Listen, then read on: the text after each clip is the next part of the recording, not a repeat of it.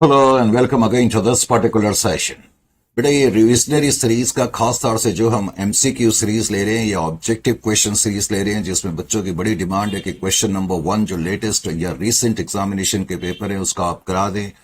तो आपके रिक्वेस्ट के आधार पर हमने ये रिवीजन सीरीज स्टार्ट करी है और ये 6 सेशन है। हालांकि ये जो अब हमने पेपर लिया है, जैसा कि आप देख ही रहे हैं, जून 2023 का है, फाइनेंशियल अकाउंटिंग का। हालांकि ये न्यू सिलेबस का है, लेकिन ये दोनों के लिए यूजफुल है, चाहे आप ओल्ड सिलेबस के हों चाहे न्यू सिलेबस के हों, क्योंकि सिलेबस में ज्यादा फर्क नहीं है। Is it clear to you? बहुत ही मार्जिनल सा फर्क है, तो इसलिए दोनों के लिए ये यूजफुल है। और यहां पर आप ध्यान दें तो आपकी रिक्वेस्ट पर क्वेश्चन नंबर 1 जो है वो हम करा रहे हैं, जिसमें एमसीक्यू या ऑब्जेक्टिव टाइप क्वेश्चन है। पहला क्वेश्चन है, कहता है चूज द करेक्ट ऑल्टरनेटिव, जैसा कि हमेशा लिखा होता है। फिर कहता है which of the following is not a qualitative characteristics of accounting information. अगर आपने अकाउंटिंग थ्योरी का चैप्टर, जो कि मैंने बहुत डिटेल में आपको कराया हुआ है, जिन लोगों ने हम लोगों से कोर्स खरीदा हुआ है उनसे मैं कह रहा हूं, तो अकाउंटिंग थ्योरी में मैंने बड़े डिटेल में, और खासतौर से जो अकाउंटिंग फ्रेमवर्क का पार्ट है उसमें भी हमने बड़े डिटेल में ये चीज बताई हुई है, और आपको इसका आंसर मालूम होना चाहिए। हमें मालूम है क्वालिटेटिव कैरेक्टरिस्टिक का जहां तक सवाल है, रिलायबिलिटी क्वालिटेटिव कैरेक्टरिस्टिक है, कंपेरेबिलिटी भी है, अंडरस्टैंडेबिलिटी भी है, लेकिन मटेरियलिटी जो है वो क्वालिटेटिव कैरेक्टरिस्टिक नहीं है, इसलिए इसका आंसर जो होगा वो मटेरियलिटी होगा। करेक्ट। फिर अगला जो क्वेश्चन है इंड एएस। आपको याद है कि इंड एएस का ओवरव्यू, उसके नाम से हमने एक चैप्टर कराया था, और उसमें भी मैंने ये बताया था कि जो इंड एएस है वो प्रिंसिपल बेस्ड अकाउंटिंग स्टैंडर्ड है, तो रूल बेस्ड नहीं है, प्रिंसिपल बेस्ड अकाउंटिंग स्टैंडर्ड है। Is it clear to you? तो इसलिए आपका आंसर प्रिंसिपल बेस्ड होगा। Third, an increase in which of the following account will be recorded on the debit side? An increase in which of the following account? देखो, rent received liability है, तो अगर liability बढ़ती है तो उसको तो हम क्रेडिट करते हैं, इसलिए पहला ऑप्शन तो इसका हो नहीं सकता। बिल्डिंग है, बिल्डिंग सॉरी, बिल्डिंग है, बिल्डिंग एसेट है, एसेट बढ़ेगा तो उसको हम डेबिट करेंगे, तो बिल्डिंग अकाउंट करेक्ट है। उसके बाद बिल्स पेएबल लायबिलिटी है। कैपिटल अकाउंट भी जब बढ़ता है तो उसको हम क्रेडिट करते हैं, तो ये बचे हुए ऑप्शंस तो हो नहीं सकते, तो बिल्डिंग ही इसका करेक्ट आंसर होगा। जहां तक सवाल है ट्रेड डिस्काउंट का, कहते हैं trade discount allowed is deducted from the gross sales. Trade discount का बेसिकली मतलब क्या होता है? ट्रेड डिस्काउंट और कैश डिस्काउंट में पहले तो फर्क होता है, ये आपको मालूम होना चाहिए। मैंने पहले भी आपको कई बारी ये बात बताई है, और ये तो बातें आपको 11th में ही मालूम होनी चाहिए। ट्रेड डिस्काउंट और कैश डिस्काउंट। ट्रेड डिस्काउंट हम देते हैं वॉल्यूम पर, जब हम ज्यादा मात्रा में सामान खरीदते या बेचते हैं। अगर हम सामान खरीद रहे हैं बहुत हैवी मात्रा में, हैवी क्वांटिटी में, तो मुझे ट्रेड डिस्काउंट मिलता है, या जब मैं बहुत हैवी क्वांटिटी में सामान बेचूंगा तो मैं ट्रेड डिस्काउंट दूंगा। और कैश डिस्काउंट दिया जाता है डेटर्स को, क्लाइंट्स को, इसलिए कि वो टाइम से पहले हमें पेमेंट दें। अगर वो टाइम से पहले हमें पेमेंट देते हैं तो हम उसको कैश डिस्काउंट देते हैं। और हमें यह भी मालूम है कि जो ट्रेड डिस्काउंट है, अब देखो यहां पर जो ट्रेड डिस्काउंट होता है वो हमेशा सेल्स में से माइनस करा जाता है। ट्रेड डिस्काउंट हमेशा सेल्स में से माइनस करके नेट सेल्स दिखाई जाती है। Is it clear to you? तो इस क्वेश्चन में वो तुमसे यही पूछ रहा है कि हमने ट्रेड डिस्काउंट दिया है and sale will be recorded in the books of the account at, और वो पूछ रहा है कि अब सेल्स को किस फिगर पे दिखाएं। क्या हम ग्रॉस सेल्स अलग से दिखाएं और ट्रेड डिस्काउंट अलग से दिखाएं? नो। मैंने अभी अभी कहा ऐसी सिचुएशन में हमें नेट सेल्स दिखानी पड़ती हैं, तो आपका आंसर होगा net sales invoice. Is it clear to you? ये आपका आंसर इस केस में होगा। फिर क्वेश्चन नंबर 5 में वो आपसे कहता है rebate is calculated for the period between. अब पहले तो आपको रिबेट का मीनिंग क्लियर होना चाहिए। रिबेट का क्या मतलब है? रिबेट का ये मतलब है, जैसे कि मान लेते हैं कि मैंने आज एक आदमी को सामान बेचा, करेक्ट, मैंने आज के दिन सामान बेचा और मैंने कहा भाई 3 महीने के बाद मुझे पेमेंट कर देना। मान लेते हैं कि 3 महीने के बाद मैच्योरिटी की डेट है, 3 महीने के बाद मैच्योरिटी की डेट है, लेकिन उस आदमी ने मुझे क्या कर दिया, पहला मंथ, दूसरा मंथ और ये तीसरा मंथ है, जैसी सेकंड मंथ खत्म हुआ उसने मेरे को पेमेंट कर दी, उसने मेरे को टाइम से पहले पेमेंट कर दी, उसने मुझे टाइम से पेमेंट कर दी।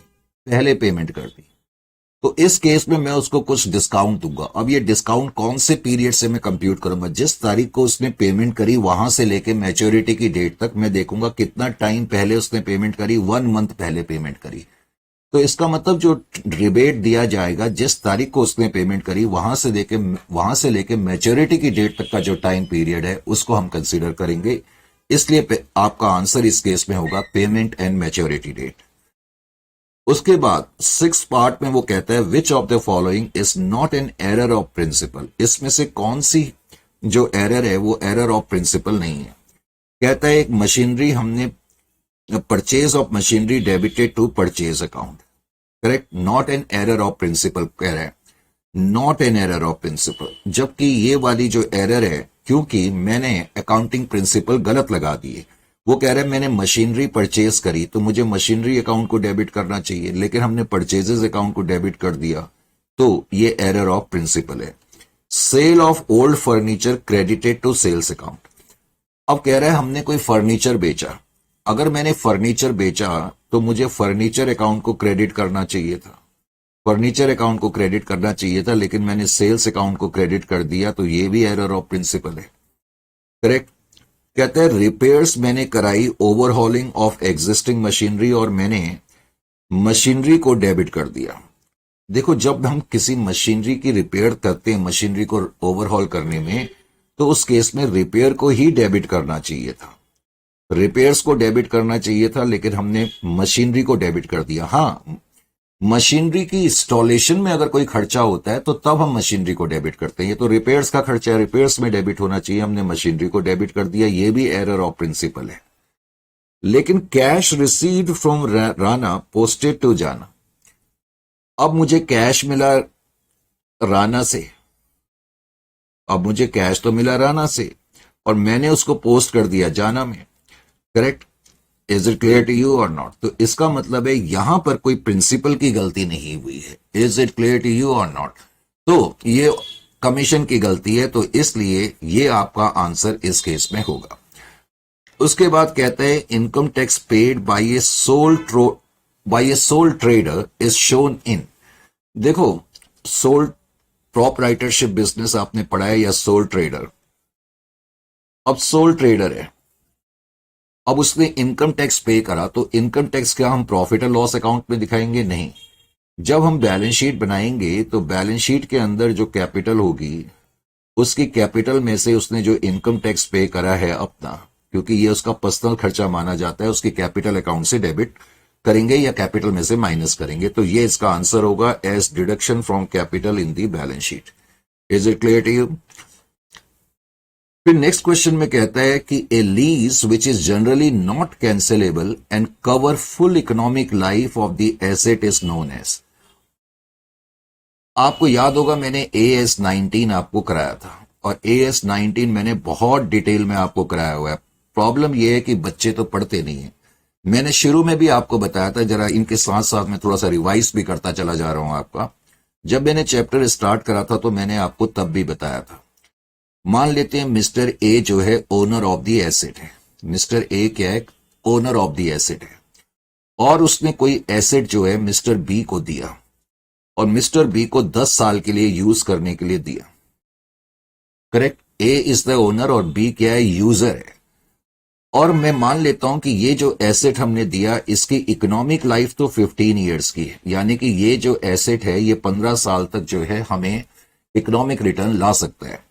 लेकिन हमने बी को कितने साल के लिए दिया? 10 साल तक। हो सकता है बी को इस एसेट की जरूरत 10 साल तक हो, तो हमने 10 साल के लिए दिया है। मैंने बताया था इसको हम लीज पीरियड बोलते हैं। क्या बोलते हैं? Lease period.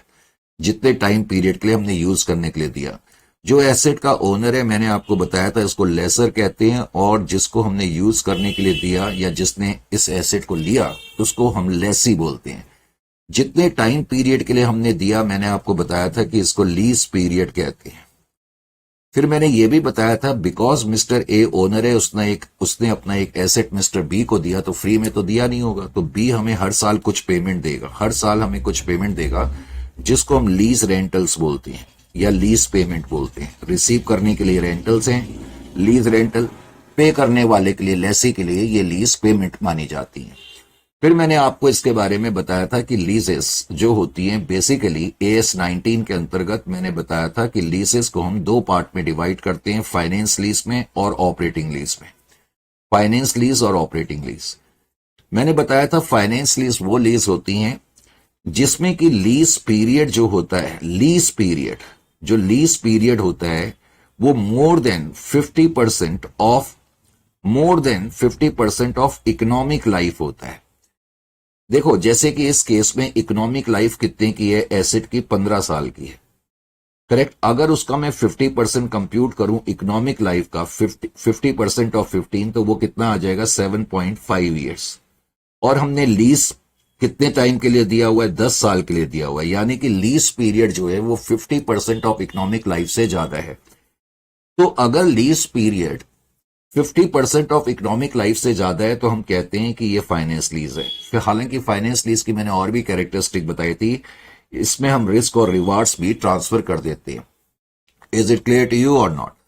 अब की बार वो क्या कह रहे हैं, एक लीज जो कि कैंसिलेबल नहीं है, कैंसिलेबल का नहीं है का मतलब है कि 10 साल से पहले ये लीज कैंसिल नहीं हो सकती, अगर मैं इस एग्जांपल की बात करूं तो। And cover full economic life, इसका मतलब क्या कह रहा है, इस क्वेश्चन में क्या कह रहा है कि मान लेते हैं कोई एसेट है, उसकी लाइफ 15 साल के लिए है और हमने 15 साल के लिए लीज पर दिया हुआ है, तो इसका मतलब ये तो फाइनेंस लीज है, क्योंकि 15 साल ही इकोनॉमिक लाइफ है और 15 साल का ही लीज पीरियड है। तो मैंने तो बताया कि लीज पीरियड जो है more than 50% of economic life होना चाहिए। यहां तो लीज पीरियड 100% है इकोनॉमिक लाइफ का। Is it clear to you और नॉट? तो इसका मतलब है कि ये फाइनेंस लीज मानी जाएगी। Is it clear to you? फिर क्वेश्चन नंबर 9 में क्या कहता है, क्वेश्चन नंबर 9 में कहता है X, a charitable institution has 250 members with an annual subscription of 5,000 है, ये जेड ऐसी लिखा है, जहां जेड लिखा है उसको रुपीस पढ़ लेना, करेक्ट। तो कोई चैरिटेबल इंस्टीट्यूशन है, उसके 250 मेंबर्स हैं और वो 5,000 रुपीज सब्सक्रिप्शन देते हैं। कहता है जो सब्सक्रिप्शन हमें 2020-21 में मिले, पहले तो इस क्वेश्चन में उसने क्या कहा कि तुम्हें 2020-21 में कुछ सब्सक्रिप्शन मिले, यानी कि 1/4/2020 से लेकर के 1/4/2020 से लेकर के 31/3/2021 के बीच में वो कहता है तुम्हें जो सब्सक्रिप्शन रिसीव हुए हैं, इस साल तुम्हें जो टोटल सब्सक्रिप्शन रिसीव हुए 11,25,000 के सब्सक्रिप्शन रिसीव हुए। अब वो कहता है विच इंक्लूड, यानी कि ये जो सब्सक्रिप्शन रिसीव हुए हैं, जो तुम्हें 2021 में सब्सक्रिप्शन रिसीव हुए, कहता है उसमें से 65,000 है, ये जेड मैंने कहा जहां लिखा हुआ है उसको रुपीस पढ़ लेना। तो ये 65,000 के जो सब्सक्रिप्शन है और 25,000 के सब्सक्रिप्शन है, देखो 2021 में कहता है तुम्हें 11,25,000 के सब्सक्रिप्शन रिसीव हुए, लेकिन कहता है उसमें से 65 और 25,000 के जो सब्सक्रिप्शन है 19-20 और 21-22 के लिए, यानी कि 11,25,000 में से मैं कह सकता हूं 65,000 के सब्सक्रिप्शन 19-20 के लिए। Is it clear to you? और उसके अलावा फिर जो बाकी सब्सक्रिप्शन है 25,000 के लिए, वो नेक्स्ट ईयर के लिए है, 21-22 के लिए है। Is it clear to you और नॉट? समझ में आ गया कि नहीं आ गया? Is it clear to you और नॉट? फिर आगे कहता है अमाउंट आउटस्टैंडिंग, आगे हमसे कह रहा है amount of outstanding subscription for the year 2021 will be कितना होगा, यानी कि करंट ईयर के एंड में 2021 वो पूछ रहा है करंट ईयर के एंड में आउटस्टैंडिंग सब्सक्रिप्शन अमाउंट कितना होगा। तो कैसे करेंगे, मैंने आपको सब्सक्रिप्शन अकाउंट बनाना बहुत अच्छी तरह बताया था, फिर भी मैं बता देता हूं अगर तुम में से किसी को याद नहीं है। अब थोड़ी सी मुझे उसके लिए स्पेस चाहिए, चलो मैं स्पेस क्रिएट करता हूं थोड़ा सा।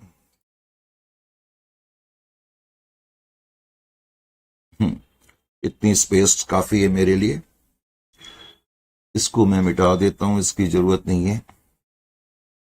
लीजिए जी, मैंने आप लोगों को एनपीओ का जब टॉपिक कराया था, जिसमें करीब हमने 30 से 35 इन क्लास क्वेश्चन करे थे, अगर आपको याद हो तो। करे थे या नहीं करे थे? सर बिल्कुल करे थे। चलो, मैंने तुम्हें सब्सक्रिप्शन अकाउंट बनाना सिखाया था और बहुत डिटेल में मैंने सब्सक्रिप्शन अकाउंट बनाया था, और बहुत सारे क्वेश्चन तो हमने सब्सक्रिप्शन के ही करे थे, और तब भी मैंने कहा था कि आजकल सब्सक्रिप्शन पर बेस्ड क्वेश्चन बहुत आ रहे हैं एग्जामिनेशन में। सब्सक्रिप्शन अकाउंट जब हम बनाते हैं तो सबसे पहले बैलेंस ब्रॉट डाउन लिखते हैं। बैलेंस ब्रॉट डाउन के अंदर हम क्या लिखते हैं? Subscription outstanding. Subscription outstanding for last year कह लो या in the beginning of the current year कह लो, देखो बात एक ही है। फॉर लास्ट ईयर कह लो या in the beginning of the current year, in the beginning of current year. Current year की बिगनिंग में सब्सक्रिप्शन कितने आउटस्टैंडिंग है? देखो सब्सक्रिप्शन आउटस्टैंडिंग एसेट होता है, पहले तो ध्यान ये रखना है। अगर कोई इनकम मुझे रिसीव करनी है तो वो मेरे लिए एसेट है, इसलिए डेबिट साइड से हम इसको ओपन करते हैं। क्रेडिट साइड में हम लिखते हैं सब्सक्रिप्शन आउटस्टैंडिंग। और सब्सक्रिप्शन आउटस्टैंडिंग का क्लोजिंग, पहले तो क्लोजिंग बैलेंस कैरी डाउन का क्या मतलब है? इसका मतलब है सब्सक्रिप्शन आउटस्टैंडिंग। इसका मतलब ये है subscription outstanding at the end of current year, at the end of current year, at the end of current year, कि करंट ईयर के एंड में कुल कितने सब्सक्रिप्शन आउटस्टैंडिंग है। अब देखो करंट ईयर के एंड में कुल कितने आउटस्टैंडिंग है, इसमें दो चीजें आ सकती हैं। हो सकता है करंट ईयर के एंड में अभी भी लास्ट ईयर के कुछ आउटस्टैंडिंग हो, और करंट ईयर में करंट ईयर के भी कुछ आउटस्टैंडिंग हो सकते हैं। तो करंट ईयर के एंड में टोटल कितने आउटस्टैंडिंग है वो हम यहां पर लिखेंगे। Is it clear to you और नॉट? अच्छा जी। उसके बाद फिर मैंने बताया था ओपनिंग एडवांस। अब सब्सक्रिप्शन या कोई इनकम एडवांस में मिल जाए तो वो हमारे लिए लायबिलिटी होती है, इसलिए ओपनिंग एडवांस हम क्रेडिट साइड से स्टार्ट लिखते हैं। ओपनिंग एडवांस का मतलब है subscription received in advance, received in advance last year for current year, कि लास्ट ईयर हमें कुछ सब्सक्रिप्शन एडवांस में मिल गए करेंट ईयर के लिए, वो हम क्रेडिट में लिखते हैं। और क्लोजिंग एडवांस का मतलब है क्लोजिंग एडवांस। क्लोजिंग एडवांस का मतलब है कुछ सब्सक्रिप्शन हमें करेंट ईयर में मिले नेक्स्ट ईयर के लिए। Subscription received in advance, subscription received in advance for next year, कि करंट ईयर में मुझे कुछ सब्सक्रिप्शन मिले लेकिन नेक्स्ट ईयर के लिए। और फिर हम यहां पर सबसे मेन चीज लिखते हैं बाई कैश, कि हमें टोटल सब्सक्रिप्शन इस साल कितने मिले। क्वेश्चन में तुम्हें दिया ही हुआ है कि टोटल सब्सक्रिप्शन 2021 में तुम्हें 11,25,000 के सब्सक्रिप्शन मिले, तो 11,25,000 पहले तो आप यहां पर लिख रहे, टोटल सब्सक्रिप्शन आपको इतने मिले। लेकिन उसने यहां एक चीज बताई कि इन सब्सक्रिप्शन में जो तुम्हें मिले, जो टोटल सब्सक्रिप्शन तुम्हें मिले, उन सब्सक्रिप्शन में वो क्या कहता है, कुछ लास्ट ईयर के तुम्हें मिले 65,000। कोई लास्ट ईयर के तुम्हें करंट ईयर में तभी मिल सकते हैं ना जब वो लास्ट ईयर के आउटस्टैंडिंग थे, तो इसलिए 65,000 में यहां पर लिखूंगा। इसका मतलब लास्ट ईयर के एंड में 65,000 आउटस्टैंडिंग थे जो कि तुम्हें करंट ईयर में मिल गए।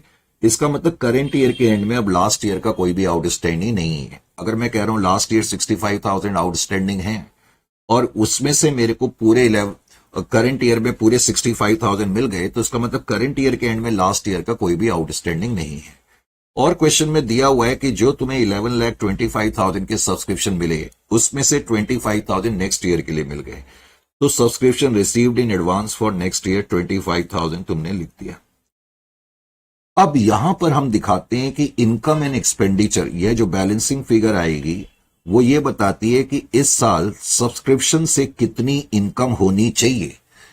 जो हम ये इनकम एंड एक्सपेंडिचर में लिखते हैं इसका क्या मतलब होता है? इसका मतलब है कि इस साल सब्सक्रिप्शन इतने मिलने चाहिए थे। सपोज मैं कहता हूं मेरी क्लास में 5 स्टूडेंट हैं और एक बच्चे ने मुझे 1,000 रुपए देने हैं, तो इसका मतलब इस महीने में मेरे पास 5,000 की इनकम होनी चाहिए। भले ही वो इनकम 6,000 की हो या 4,000 की हो, लेकिन इस मंथ से रिलेटेड इनकम तो 5,000 की होनी चाहिए ना। इसी तरीके से क्वेश्चन में तुम्हें दिया हुआ है कि तुम्हारे 250 मेंबर हैं, ठीक है, और हर मेंबर तुम्हें 5,000 देता है, तो ये वाली फिगर तो तुम्हारे पास पहले ही आ गई कि इनकम एंड एक्सपेंडिचर अकाउंट में तुमने कितना अमाउंट दिखाना है।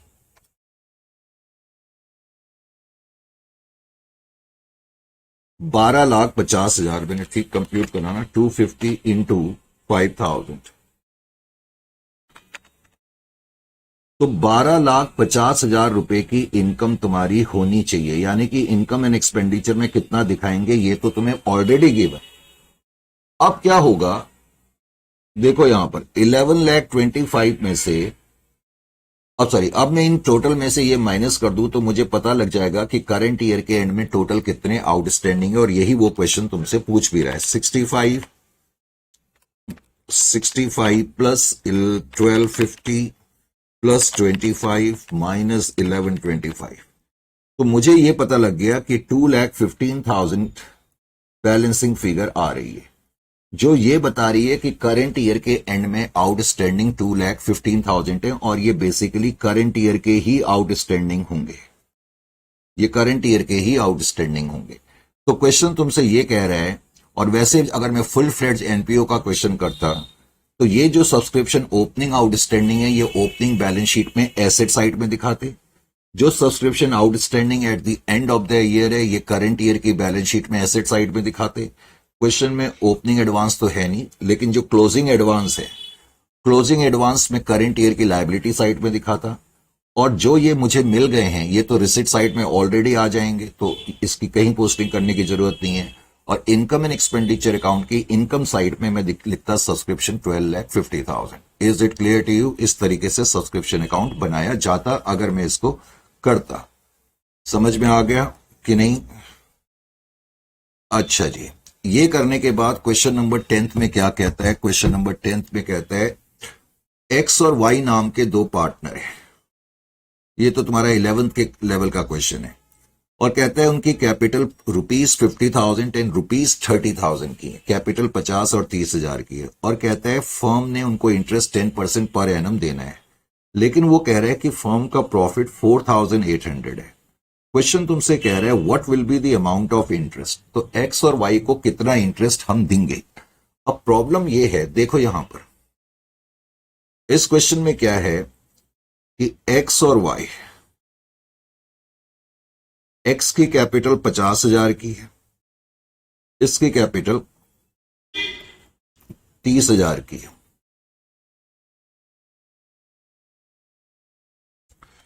इंटरेस्ट 10% के हिसाब से इसका 5,000 बनता है, इसका 3,000 का बनता है।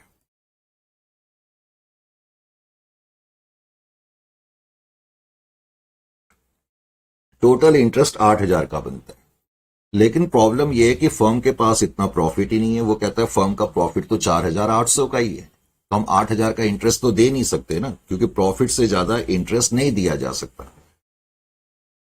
तो क्वेश्चन तुमसे ये पूछ रहा है कि इनको कितना इंटरेस्ट दिया जाए। तो पहले तो तुम ये देखो कि कितना प्रॉफिट्स अवेलेबल है, 4,800 है, और जो इंटरेस्ट तुमने देना था इसका रेशियो कंप्यूट कर लो। इंटरेस्ट का रेशियो क्या हो जाएगा? 5:3। तो 5:3 के रेशियो में जो ये प्रॉफिट है उसको तुम बांट दो, तो 5/8 3,000 आ जाएगा एंड 1,800, यानी कि तुम इंटरेस्ट अब 5,000 नहीं दोगे, एक्स को इतना इंटरेस्ट दोगे, वाई को इतना इंटरेस्ट दोगे, क्योंकि अब की बार तुम्हारी फर्म के पास कम प्रॉफिट है। तो पहले ओरिजिनल इंटरेस्ट कंप्यूट करेंगे, उसका रेशियो लेंगे, और जितना प्रॉफिट अवेलेबल है उस रेशियो में हम इंटरेस्ट दे देंगे।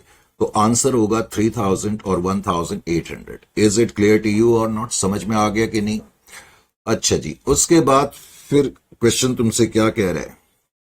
फिर क्वेश्चन कह रहा है, आगे कहता है कि which class of account consignment account is. अब कंसाइनमेंट अकाउंट कौन सी क्लास का अकाउंट है? रियल अकाउंट है, पर्सनल अकाउंट है, रिप्रेजेंटेटिव पर्सनल अकाउंट है, कौन सा अकाउंट है?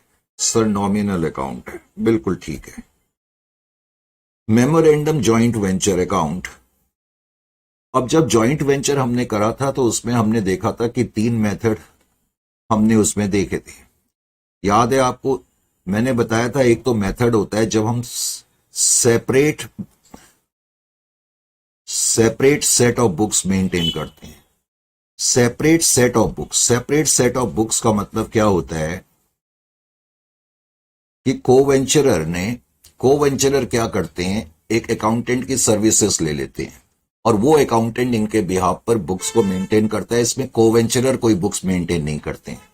इसको तुम लोग जॉइंट बैंकिंग सिस्टम भी कहते थे, क्योंकि इस मेथड में तुमने देखा हम एक तो जॉइंट वेंचर अकाउंट बनाते थे, जॉइंट बैंक अकाउंट भी बनाते थे और को वेंचरर के अकाउंट बनाते थे, लेकिन ये सेपरेट बुक्स में बनते थे। सेपरेट बुक का मतलब है एक सेपरेट अकाउंटेंट जो है हमारा अकाउंटिंग कर रहा है। उसके अलावा इसमें फिर दूसरा मेथड होता था। दूसरे मेथड में था व्हेन रिकॉर्ड इज मेंटेन, जब रिकॉर्ड मेंटेन करा जाता था ईच पार्टी के द्वारा। मान लेते हैं दो को वेंचरर हैं ए और बी, और दोनों ही अकाउंट मेंटेन कर रहे हैं। ए अपनी बुक्स में जॉइंट वेंचर बनाएगा, बी भी अपनी बुक्स में जॉइंट वेंचर अकाउंट बनाएगा, लेकिन बी अदर को वेंचरर बी का अकाउंट बनाएगा और बी जो है ए का अकाउंट बनाएगा। यानी कि दोनों पार्टी अपनी अपनी बुक्स में फुल फ्लेड्ज अकाउंटिंग कर रही है। एक तीसरा होता था, उसको हम कहते थे मेमोरेंडम जॉइंट वेंचर मेथड।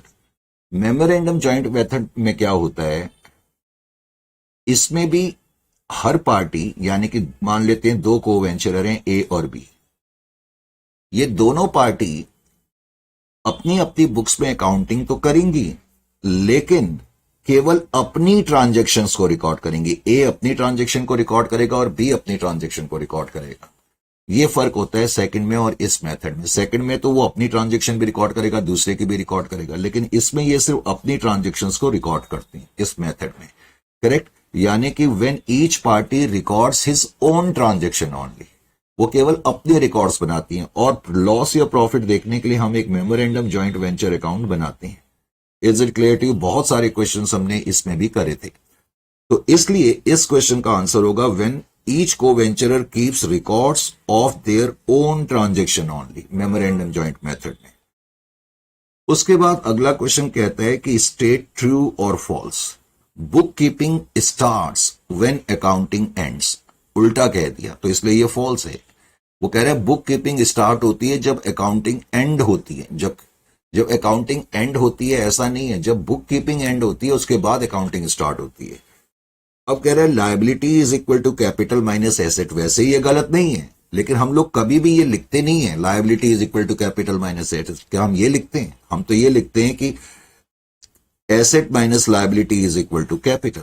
तो इसलिए इसको भी फॉल्स माना जाएगा। भले ये वैसे अगर हम सॉल्व करें तो ये वैसे ये ठीक है, लेकिन मैंने कहा लिखी इस तरीके से जाती है, तो इसलिए इसको रॉन्ग कहना चाहिए। Wrong entry in the passbook will also be considered while preparing an amended cash book। ये उन्हीं की समझ में आएगा जिन्होंने कैश बुक को बहुत अच्छी तरह से करा हुआ है। कभी कभी हमें अमेंडेड कैश बुक बनानी पड़ती है।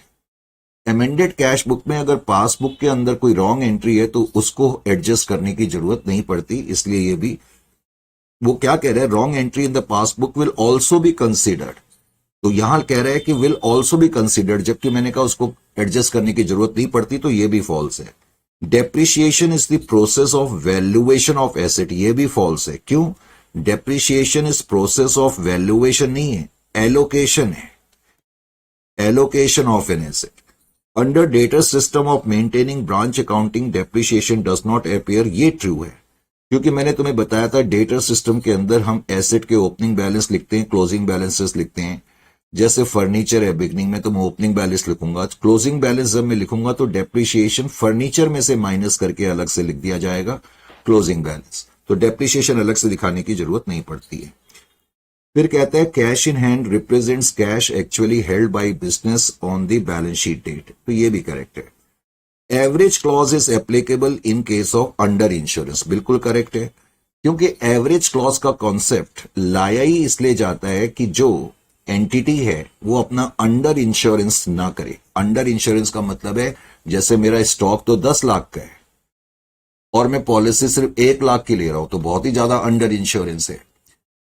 इसलिए इंश्योरेंस कंपनी कहती है ठीक है आप ये पॉलिसी तो कर लो, 1 लाख के स्टॉक 10 लाख के स्टॉक के लिए केवल 1 लाख का इंश्योरेंस करो, लेकिन हम इसी प्रपोर्शन में आपको क्लेम देंगे। जैसे कि अगर आपका 9 लाख का नुकसान होगा तो ये नहीं कि आपको 1 लाख मिलेगा। भाई 10 लाख के लिए अगर 1 लाख का क्लेम है तो 9 लाख के लिए कितना क्लेम होगा हम कंप्यूट करेंगे प्रोपोर्शनेटली, उसके हिसाब से आपको पैसा देंगे। तो अंडर इंश्योरेंस को रोकने के लिए एवरेज क्लॉज लाया जाता है। फिर कहते हैं fill in the blanks. Goodwill is an intangible asset, ये हमें मालूम है। आगे कहते हैं concept holds that accounting should be free from personal bias. वैसे तो इसका आंसर होना चाहिए न्यूट्रलिटी कॉन्सेप्ट। न्यूट्रलिटी का मतलब यही है कि जब हम अकाउंटिंग करें तो वो फ्री फ्रॉम बायस होनी चाहिए, उसमें कोई पर्सनल प्रिजुडाइज नहीं होना चाहिए, करेक्ट, पर्सनल फेवरेटिज्म नहीं होना चाहिए। लेकिन उन्होंने इंस्टीट्यूट ने जो आंसर दिया है वेरीफाइबल ऑब्जेक्टिव दिया है, जिससे मैं थोड़ा सा सहमत नहीं हूं, क्योंकि आंसर जो है वो बेसिकली न्यूट्रलिटी कॉन्सेप्ट इसका होना चाहिए। एनीवे, आंसर भी मैंने नीचे लिखे हुए हैं। उसके बाद है, कहता है कि excess of expense over income is called loss. भाई एक्सपेंस ज्यादा होंगे इनकम से तो लॉस ही होगा, इसमें तो कोई डाउट ही नहीं है। Represents payment made against which services are expected to be received in a very short time. देखो जो प्रीपेड एक्सपेंसेस होते हैं, जो वर्ड प्रीपेड है, जैसे मैंने कहा प्रीपेड एक्सपेंसेस, तो प्रीपेड एक्सपेंसेस के अगेंस्ट मुझे सर्विसेज ही मिलती हैं, और बिकॉज प्रीपेड करंट नेचर का होता है तो इसका मतलब शॉर्ट पीरियड में मुझे सर्विसेज मिल जाएंगी। Account is credited when lessor receives an amount.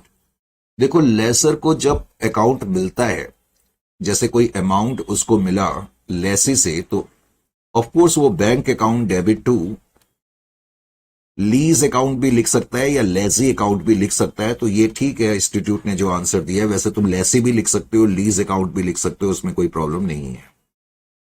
A branch account which does not keep full system of accounting is known as dependent branches.